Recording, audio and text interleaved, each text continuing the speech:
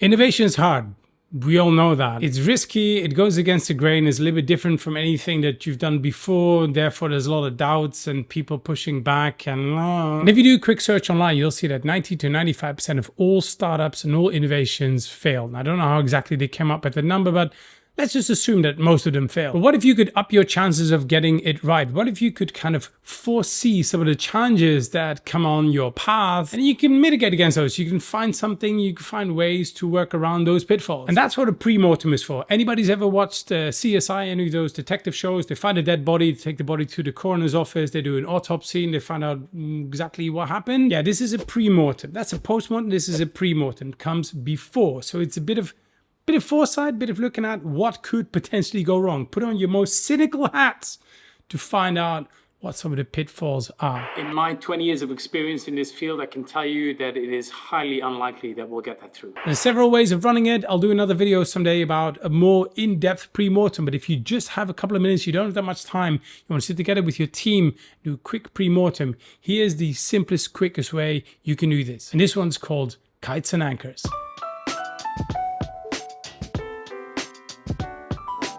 Hello there, you beautiful people.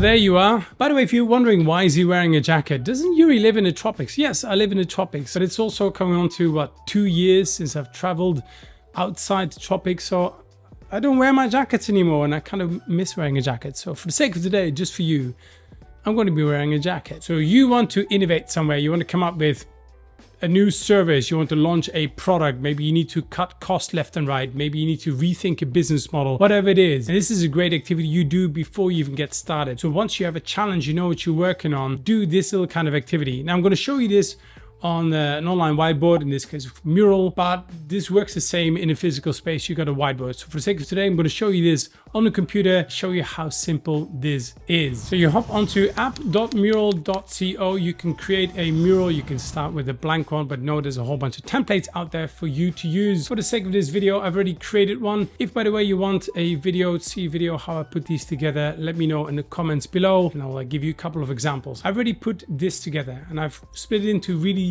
3 simple activities. This is kind of your first one, your kites and your anchors. So looking at the challenge over here, what are the kites and the anchors? What are the things that will make it fly? What are the things that will bring it to a halt? What are the things that will make it just like that, make it die, I tell you. Then once you have those, you're going to put them in a risk map, which I'll show you in a second. And then finally, you're going to ideate against those, because you basically want to make sure that you are prepared for when, if and when those things happen. So the first thing is pretty simple. You invite the team as always. So you've got a board like this prepared. Remember, you put your challenge over here so everybody can see what you're working on.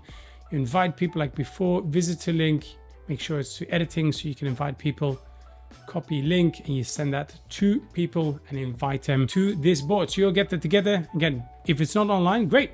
You take a whiteboard, take a big piece of paper, put them on the table. It could look something like this. Talk about a challenge, say, this is what we're working on for the next X weeks. What I'd like you to do is I'm going to put 10 minutes on the timer. And once you come up with as many things, one per post-it, one per sticky note, as many things as possible, all the things that are going to make it fly, as in that are going to help us succeed, and all the things that will going to make it fail. 10 minutes on the clock, go. It's an individual activity, nice and quiet, play with the music. So people then quickly build their sticky notes. You can add a sticky note over here, something like that. You can also just double tap, right? Double tap here to create those post-its. Well, what you'll end up with is like a whole bunch of things, that will make it fly. Things like maybe you got a certain budget that will really help you. Maybe it's technology that can help you, pre-existing information from, say, consumer research. Maybe you got a senior sponsor that is going to help you out. On the anchor side, on the things that will bring this to a halt, could be things like maybe there's a gap in what you know. There's a whole bunch of things you haven't tried yet. Maybe there's some technology which you haven't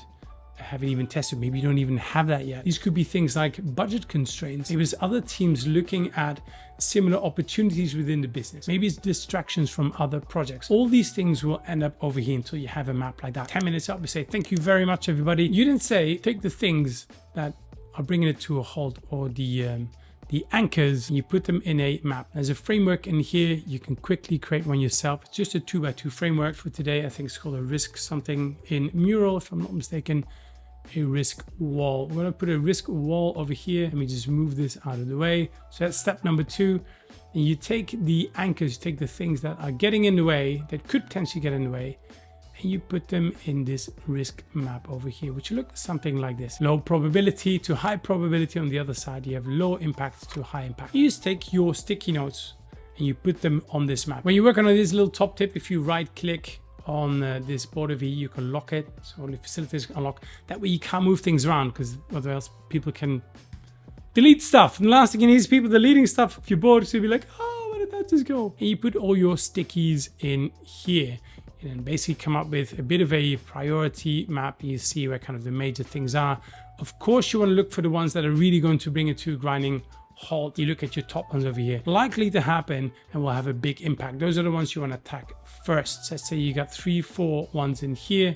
There you go. You pick your top 4 things that might get in the way. You spend another couple of minutes, say pick another 10 minutes, and you go, okay, let's ideate against these in case, if this is one of the risks that we have, what could we do against it? And like before, you can create a couple of ideas or a couple of ways around how you can mitigate against those. And then you can decide on the next course of action. If you know that these things could potentially, get on your path, and what can you do now as a project team? Therefore, de-risking it and increasing your chances of getting it right. And if you've enjoyed this video, you're going to absolutely love this video, which is filled with questions you can ask before any innovation project to make sure that you get it right.